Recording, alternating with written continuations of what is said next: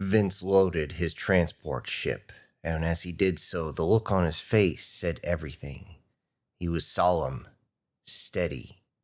Loading that ship he usually uses simply to carry goods that he either grew or raised up to the market stations for trade. But this time the ship itself would not be very heavy at all. As he loads up his belongings, he thinks about the call. His older sister Rebby had contacted him, absolutely crying in hysterics. He kept trying to get her to calm down because he couldn't understand what the hell she was saying. As he got her to calm down a little bit, he got a little bit of information. She was crying because even though she worked in the medical field, she was still beside herself with guilt. Guilt that she couldn't be somewhere to help somebody, which is normal for humans. Everyone knew that. He remembers her sobs as he looks up. He looks towards the house and he sees his wife. She's trying to be strong, but after she got the news, she was failing at being strong. A lot. Even though she stood there trying to be stoic, her body shook and tears went down her face. He goes up and kisses her goodbye, says that he'll handle things and he'll be back. Once inside, the large cargo hauler lifts up silently from the ground as he calls forth to the planetary space control office. He has to make sure he's clear for departure, of course, to make sure he's not going to crash into anyone or get too close, because that could be obviously an issue, and he's got a place to be. He informed them of his departure, and they said he was clear, and now all he can do as the ship rotates and leaves the atmosphere, he can think. He thinks about how, no matter how much they jazz these engines up, it still shakes a bit as they go up through the atmosphere. He feels the 0G kick in, and he heads to the jump point. The jump point is only there for safety reasons, so you don't accidentally jump next to somebody and mess up your own gravitational wave. If you do that, bad things can happen. You can injure somebody or simply destroy goods, or worst case scenario, you fry the electronics inside your own ship, and then you're in all sorts of bad times. So it's going to take some time for him to get to the safety of said jump point. As he drifts through space, he thinks about everything that happened that got him at this point. All that happened in the past. He thinks about the interstellar ship that everybody thought was just a giant piece of space rock. Something that everybody had worried about for a while, then suddenly everybody went silent. Those who were supposed to be in the know kept it quiet, didn't allow everybody to prepare themselves. And unfortunately, because of that, as the ship crashed onto Earth, the impact landed right on a fault line, causing a ripple effect of earthquakes across the planet. Because of that, all the volcanoes became active. The shifting of the plates not only caused regular volcanoes to blow, but it caused supervolcanoes in certain areas to actually erupt. Thankfully, since it was well before their time of eruption, it wasn't as strong. However, the tsunamis that came from these eruptions that were underneath the ocean were catastrophic. Because of this impact, because of the earthquakes, because of the volcanoes, this pretty much collapsed an entire continent. Not just burying it in ash, not just from the impact event, not just from the earthquakes that liquefied all the surrounding area so that roads became completely impassable. Several mountains actually collapsed, making it impossible to get to different cities. It was just the fact that everything had to shut down.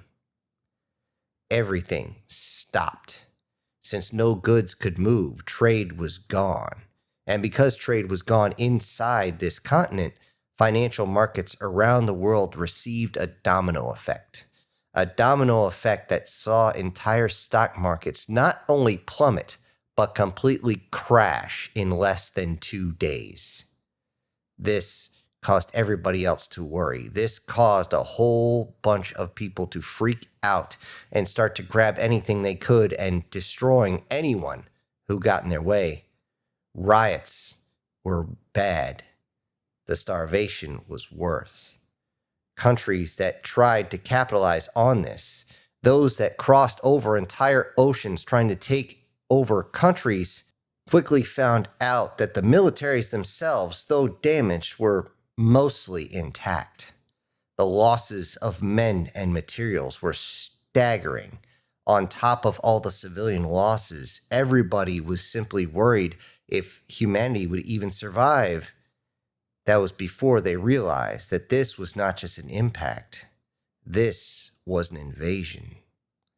That giant rock, the one that smashed down right off the coast of one of these continents, had actually been a one-way invasion ship. While everybody was trying to survive, freaking out, trying to get resources and killing each other in the process, the reptilians aboard reproduced, not only naturally, but reproduced through their own ship, creating more and more clones, making it insanely fast. Not only that, but they reached up with their own technology and started grabbing whatever materials they could and started making weapons. They took over most of the west coast of the United States before anyone even had a chance to realize what the hell was going on. No one believed it because it was difficult to see anything. Even with the satellites, there was some sort of jamming system coming from this rock that turned out to be the invasion ship itself. Then there was the battle. The war, actually. Even with several losses in men and material, those on this continent fought with a fever that the reptilians were not expecting. However, the reptilians did have an advantage. They had advanced weapon systems. However, what they did not understand is once they pushed far enough, pushed over the Rocky Mountains, pushed all the way towards a place called Denver that doesn't exist anymore, that is when the battle changed. That is the moment the super rich realized that they could no longer hide the technologies anymore, and they released it. They released it to the entire population, not because they wanted to, but because they were forced to do, simply to survive.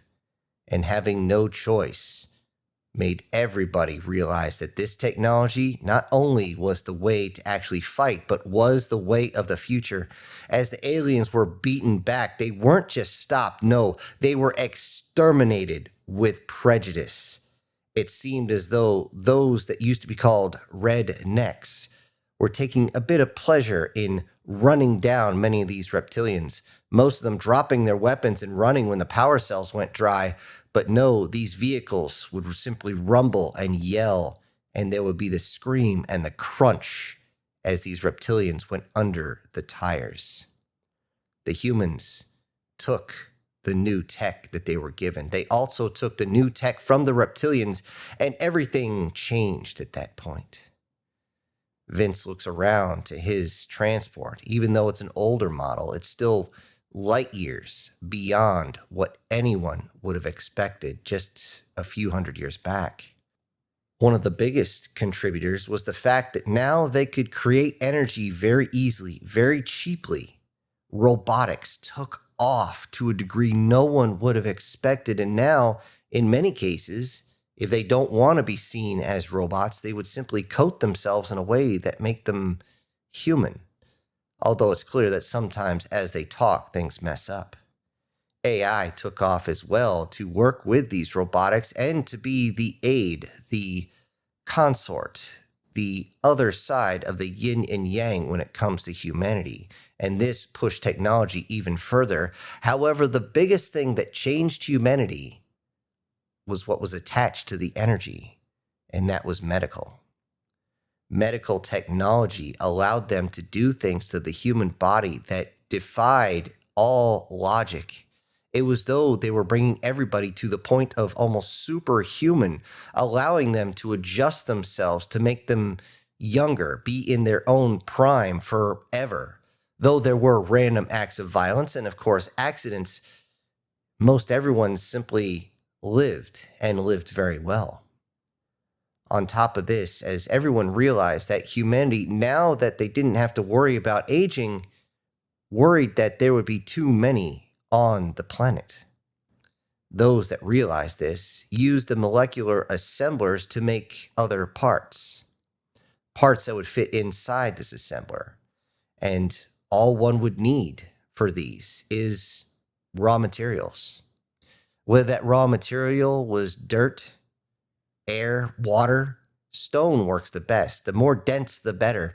And the molecular assembler would simply break it down and use it to make something else.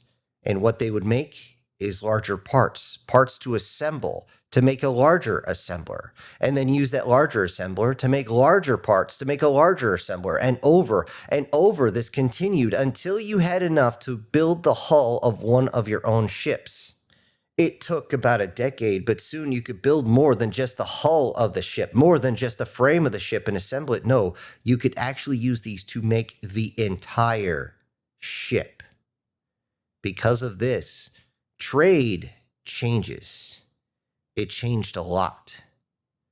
Now everybody could eat as much as they want with artificial food because they simply could use the molecular assembler to create this. They create food, water.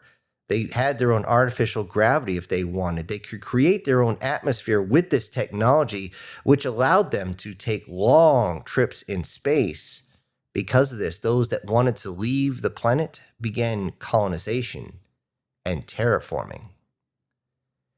As he thought about this, Vince looked at the star map and looked at all the different colonies out there, all the different planets now that had their own governments. Venus, Mars, Io, Proxima, all these had been colonized, terraformed, and made into habitable planets.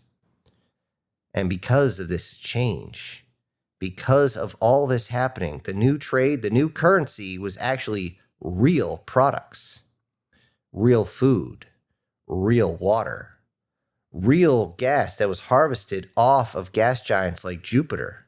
Minerals that were taken from the asteroid mining and not broken down to their molecular parts, but the real thing. This is why Vince was actually quite wealthy. The only reason he didn't upgrade his ship is because he simply liked his ship. He liked the old ways of doing things. He thought back about when he used to drive something that the young ones don't know about, something called a big rig. But now, everything has changed. He also looks at the star map, back to the planet he just came from, Enfield 2, and he moved there almost 300 years ago. Because the medical tech keeping him young, he could work the fields, work all the ranch, and he just kept going.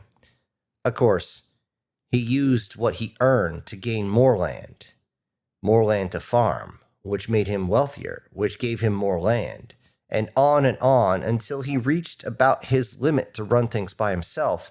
Machines do much of the work, but because he still is out there, planting crops into soil, raising and taking down animals to slaughter, bringing all this food in, and even though farming's not for everybody, for him, it's actually fun, and because of that, he is again quite wealthy by today's standards.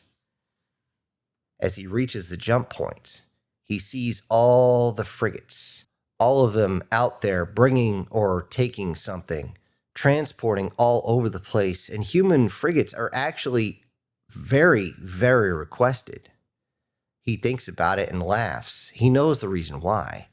He knows that those that pilot these frigates are just like the truckers of old. They're always on time or early because they hate being late. But on top of that, inside these ships, humans are obsessed with having food. Not just the standard rations from the molecular assembler, no, but good food. It seemed like every single one of these ships had hydroponics and even some small livestock.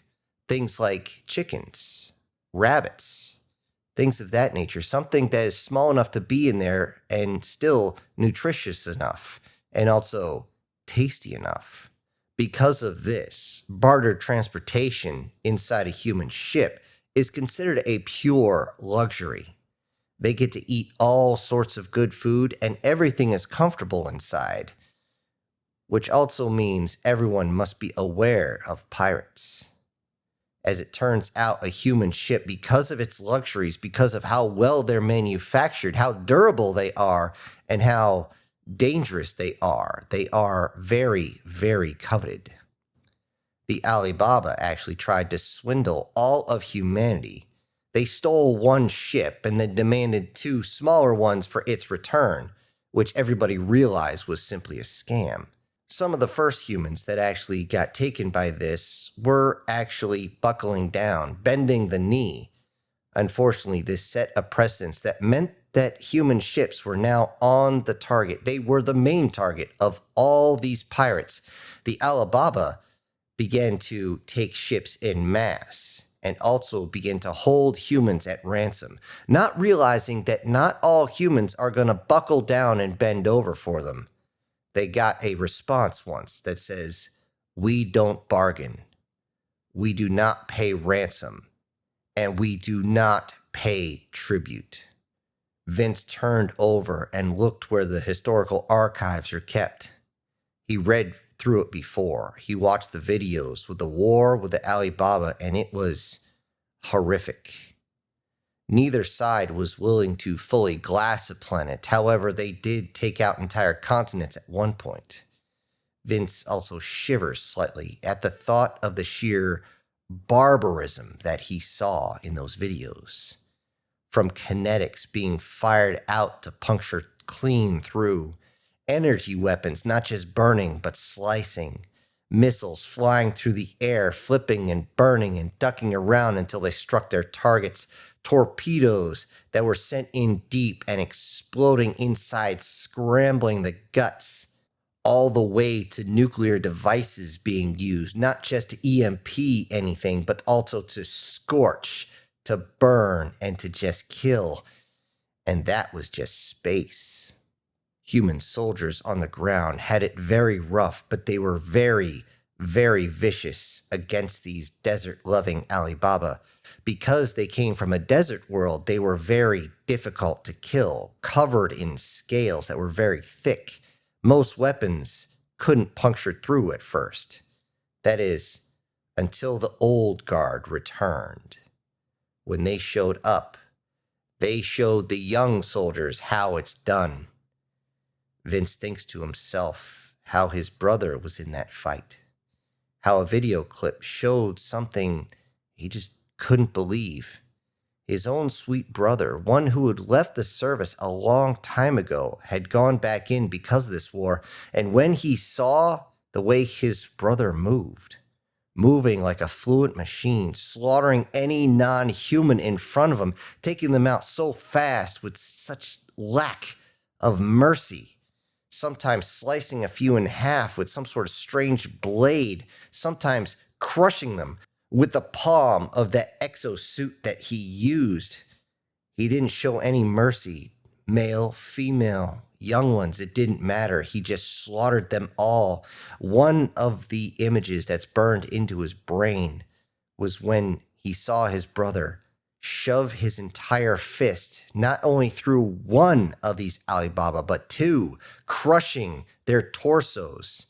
And since he couldn't use his hand when he saw a few others coming around the corner, he just raised up his arm and burned them all with the sticky fire of napalm that came out of his wrist.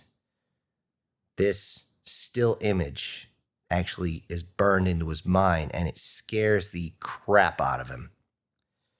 Humanity had adapted fast in that war, very fast, faster than anyone had ever understood, because war was war, and humanity knew that you either adapt or you die.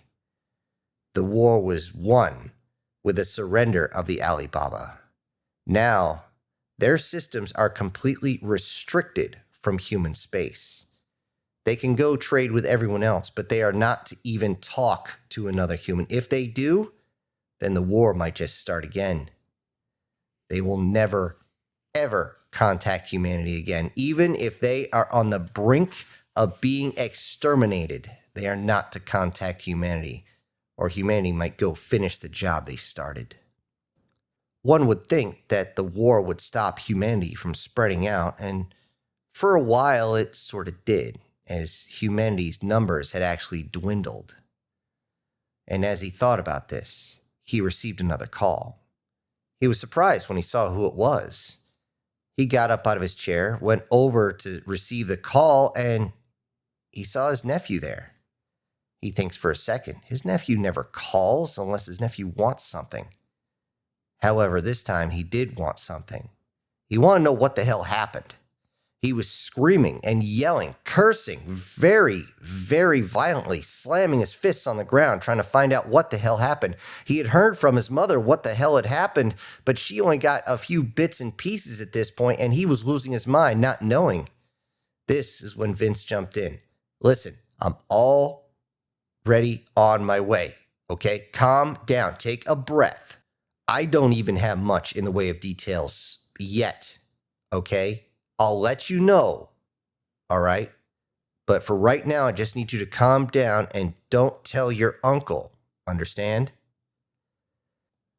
After the call, Vince goes back to the command couch and sits down. He thinks about his father, the true patriarch of the family. He laughed a little bit as he originally knew that his father didn't want any of the medical enhancements. He did eventually change his mind when he suddenly looked on one of his sons, who is now 25 years old, at least on the outside, but a hell of a lot older on the inside. He thinks about how his father moved to the colony of Willington and why he would move there. It's an expensive colony, very expensive, but he wanted to be closer to his grandkids. He's only one sector away from where Vince is, but it still takes several hours to get there, even if you're not held up by everybody getting to the jump points. He wanted to be closer to the grandkids, the great-grandkids, you get it, he thought to himself. All of them. And now, Vince is angry at himself that he didn't visit more often, but he has been busy running his own business and, well, pretty much that. Of course, the wife cracking the whip doesn't help. He lets his mind wander to all the good times they had. How he grew up in a time before the noise of technology took over, before you always had to have something going through your mind, some sort of song, some sort of music, some sort of talk, some sort of anything, so that you could focus. He remembered how when he was young, he had to adapt to a changing world, changing eras right there as he was a kid, changed again when he was an adult, raising children before and after the invasion. He thought about all the holidays, the vacations, the good memories that he had. He wanted to hold on to every single one of those, even making sure there was a triple backup inside his own memory implants to make sure that those never, ever went away. He let himself feel a bit more with some old movies. He pulled them up, yet he stopped for a second, realized that in the 3D rendering it wouldn't work. He had to go to an old retro 2-dimensional holo screen to be able to watch them. As he sat in front of the holographic light, he simply smiled and laughed, and he simply was in the moment. Unfortunately, he wasn't in the moment very long, as a proximity alert went out. He immediately got up, ran over to the command couch and double-checked, but it turned out it was just some rogue rocks. The AI would make sure that he wasn't going to get smacked. It was just a warning to make sure that the AI was doing its job, which it was.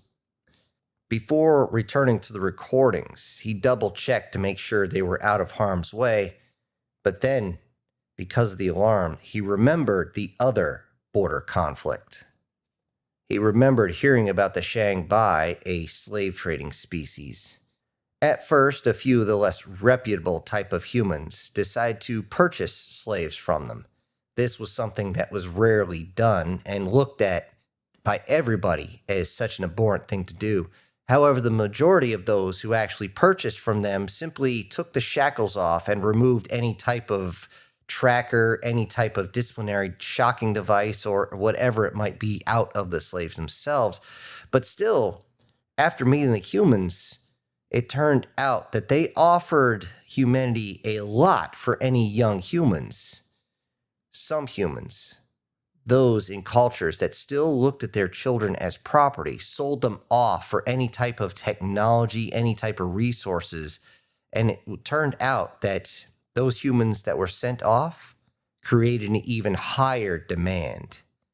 Because of this, and because of the fact the majority of humanity stopped them from doing so, it turned into kidnapping of humans. When the word came out, the wrath of most of humanity initially came down on them with such fury that they were not ready for it. They believed that humanity was still fairly weak, and since they were stronger than humanity's previous enemy, they believed they could actually fight against them. Yet as it turns out, these slave traders and those that sold their own kids would be finding absolutely no quarter from humanity. On one of the Zengbai planets, they found out what a multiple Zarbamba strike would do. It actually hit with such force that it knocked the planet out of its rotational alignment. 3 other planets were ripped apart from space from planetary invasion and planetary bombardment. The Shangbai were nearly wiped off the galactic map because no matter how much the governments of Earth and all its colonies tried to halt all of humanity from tearing them apart, it didn't matter. Everyone was simply enraged to the point that they defied orders. And because of that, finding a Zhengbai is extremely difficult.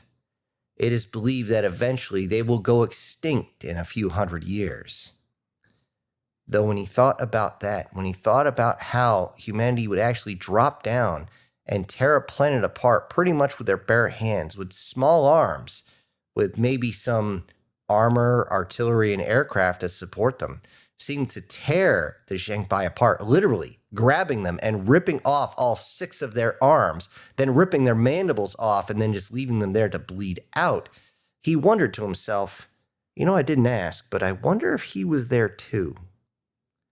There was another call, this time not from the nephew. He saw who it was and answered, "Hey, little brother."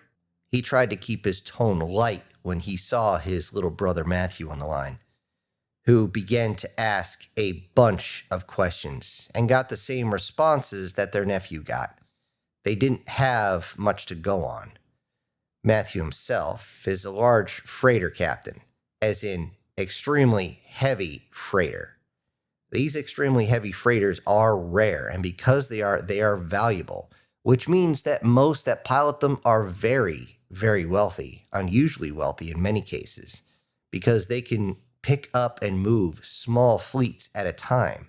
If you want to colonize a planet, you only need one of these ships, and everything's going to be there.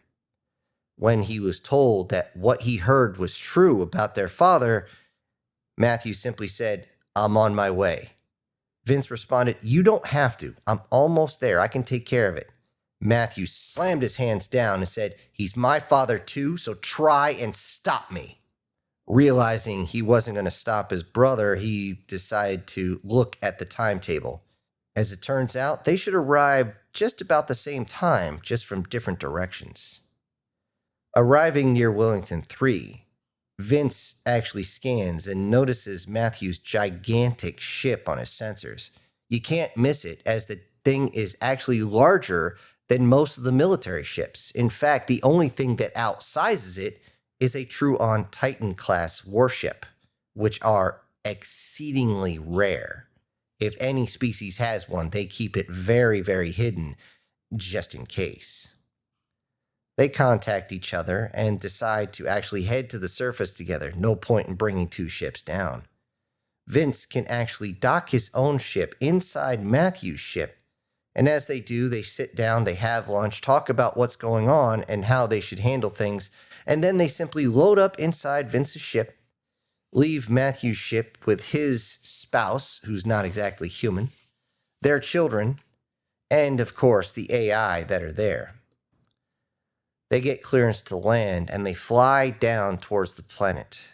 By the time they hit the exosphere, both of them are quiet. So quiet that you can't even hear each other breathe. They are just simply locked onto things. They find the spaceport that they're going to land at, and as they do, they simply park their ship where they can, pay for the lodging, and move on. Unfortunately, they can't land where they want to land and need to get a transport to the location. They're both silent unless they're discussing directions or talking to someone to get the transport. Eventually, they arrive. They look up and see the title, Our Lady of Mercy Hospital. Hospitals nowadays are a lot smaller than the old hospitals that they grew up with. In fact, one would look at it and think it's a downgrade, as though one took one of the old superstores from the past and simply turned it into a little 5 and dime shop. This was because most everyone has regeneration pods at home. One could lose a limb as long as you're not dead by the time you climb into the damn thing. It's going to just simply put you to sleep and start regrowing you. It'll let you out when it's done. There's also everybody walking around with standard first aid full of small regenerators, anything from dermal regenerators to bone regenerators to whatever it might be. There's regenerators for everybody. They're small, compact, easy to use, and cheap, easy to make. They walk inside and they realize if they're coming inside here, then things must be just beyond bad. They introduce themselves and claim who they're here to see. Very quickly, they're taken into the back by one of the androids that's there. An android that's either been around for a very long time or programmed exceptionally well. Because before he actually opens the door, the android stops and reminds them that they will not like what they find. Are they sure they want to walk in? Both of them look at him and simply nod yes. Inside, they can't believe what they're seeing. There's a whole bunch of regeneration tanks lined up. These are larger tanks than people have at house. However, that's because they're a lot more complicated. They pass a few that are simply having limbs regenerated, or in one case, it looks like somebody got stabbed, and then they find him, their father. Both legs are missing, one above the knee, one below. His intestines are hanging out as small little robots move in a way to try and push the intestines back inside and hold them there. One of his arms is completely gone at the shoulder. His jaw is just gone. It's missing. So is the upper part of his teeth, which are being regrown at this point. He's missing fingers on the arm that's still there. His skull is obviously cracked as they can see many of the nanomachines putting it back into location. His chest looks like it's half blown apart and they can actually see his heart beating. The one full hand is actually up towards them, as though their father is trying to reach out to them, and they look, and almost all of his fingers are gone. They look, and Vince says, "Who did this? What happened?" The android actually took a step back, claiming it knew nothing, and as they pushed a little more, a constable actually arrived, a real honest-to-God constable, but not human. He said how they found the father like this, and the investigation was ongoing. He kept saying how they weren't sure, maybe it was an industrial accident, but some of the evidence isn't lining up right. They're still working on paperwork, they're still interviewing, yet this was days ago. And as it was brought up that these type of instances, everybody knows what happens. Everybody records everything. There's got to be something. There's got to be a bioscan somewhere. There's got to be some sort of anything. There's evidence. There's got to be genetic evidence all over the place of what happened. Grease stains or industrial anything. They know that investigations nowadays are not like they were when they were children. Investigations do not take days, weeks, months, even years. These are sometimes figured out in just moments with a simple scan. That's when the constable lowered his head, actually removed his cap, and they could see his antennae were actually squeezed down to the back of his head, a sign that he was about to do something he wasn't supposed to. This was a sign of worry. The constable told them, Off the record, his investigation is being stonewalled everywhere he goes. They have their suspicions, deep suspicions, but there's far too many to give them any actual news to point them in a certain direction. They weren't sure if anything would actually come of it except for their father being reconstructed and sent on his way. That is when they thanked the constable, thanked him for at least being honest when no one else would be. The constable left, and so did the brothers, actually saying goodbye to their father. But before leaving, Matthew turns to the staff of the hospital and says, whatever you need, you call them. He handed over a small communicator. Everybody carries one of these, but this one had his company's logo on it, which everyone recognized. This is when the staff were like, wait, what? As they realized the implications. That's when they both head to their father's residence. A small plot of land with its own little sci-fi house there, a style that they knew their father hated, but he lived there anyway. They saw that the vegetables were still well maintained. The fruit trees were well pruned and producing quite well.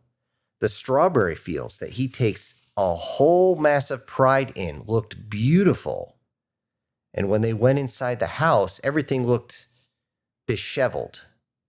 Not the normal wear and tear that you would expect from a man's house, but more like somebody played a rough game of tag, like somebody was run through the house and things were simply knocked over, but there was no blood or anything they could find. Then they went to the small shop area. This is where their father had a little small business, where he would sell his goods and also fix a few things that were too old for most people to understand, but he remembered how to fix them. And that's when they found it. The dry blood all over the floor. Vince said, "This is it. Let's get to work and find out what really happened." But before any of them moved, he turned to Matthew and said, but one thing, just don't call our brother." Matthew kind of smirked and said, "Not even sure if I can, but trust me, I won't." Then, looking around the room, he pulls out a separate communicator, calls up to his ship, and he begins to request equipment be delivered to a certain address as soon as possible because they are going to find out what happened right now. Hello, everybody. This is Syntax. Thank you for joining me today on part 1 of this new series. And before I go, I need to say that today's winner is, well, everybody, because I forgot to put the syntax on the last thumbnail.